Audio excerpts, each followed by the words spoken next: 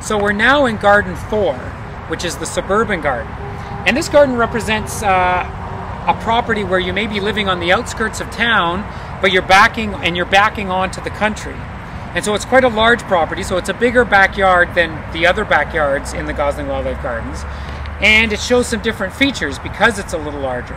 For one thing, it has space to have a vegetable garden. And having a vegetable garden and attracting wildlife is a bit of an issue. So we're trying to show that it's possible to have both vegetables and wildlife. You have to put a lot of work into that though. So one of the things that we have, for example, is we have a very big fence around our vegetable garden. And this fence not only is above ground, it goes below ground about 2 feet. And that's to stop groundhogs and rabbits from digging underneath the fence. Other animals like chipmunks and things can still get into here, but you can see by all the different things that are growing here that we're still able to produce a lot of vegetables for human consumption and still have wildlife visiting our garden.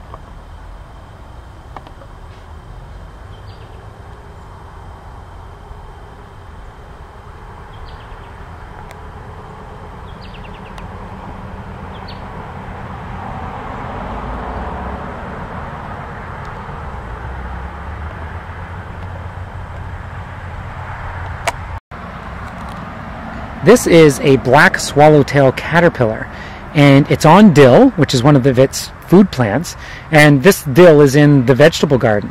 So you can see that, we're providing things for ourselves, but some of those things that you want to grow for yourselves, it's fine to share a little bit with something that's going to turn into a beautiful black swallowtail butterfly, for example. And this is quite the beautiful caterpillar.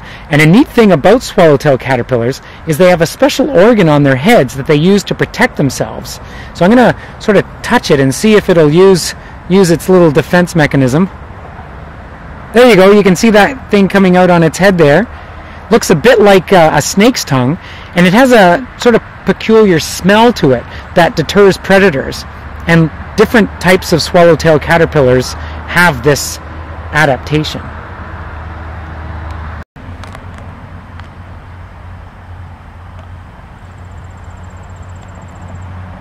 So here's a chipmunk in our rock pile, and the rock pile is put here just for that purpose, for shelter for chipmunks, as well as for garter snakes, shrews and voles. Lots of different things will come into the rock pile to utilize it from a shelter standpoint. And it's a nice natural looking feature in a garden as well.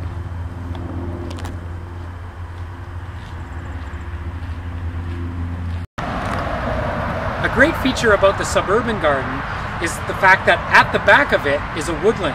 And this woodland was planted when we started the gardens. So in about 20 years, you can see that we have a full woodland. This used to just be lawn that was in this area, and now it's a full woodland with great big trees, with maple trees, white birch, alternate leaf dogwood, and we're able to plant native shade plants in this area. So in the spring there's trilliums blooming here, jack-in-the-pulpit, bloodroot.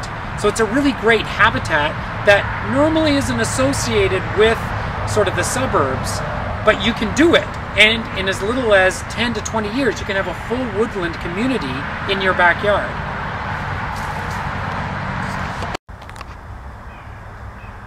One of the common mammal species that you'll see in the Gosling Wildlife Gardens is the eastern cottontail, and you can see this little guy is just hiding in the shrubs right now. but sometimes you'll see them coming out and they'll eat the clover that we have growing in our lawn. You may remember that one of the 4 sort of top wildlife things that you want to do for your wildlife garden, one of those categories was shelter. And one of the best plants for providing shelter is the eastern white cedar. You can see how dense this plant is, and it grows into a great big hedge, so it makes a great hedge. It's a native plant, and not only is it used for birds, say, trying to get away from predators, so we find that cardinals, for example, will zoom into cedars if a Cooper's hawk or a sharp-shinned hawk goes by. It's also a great place for predators to hide, and in the wintertime, we get owls that sometimes hide in this cedar hedge, such as we get saw-whet owls sometimes long-eared owls.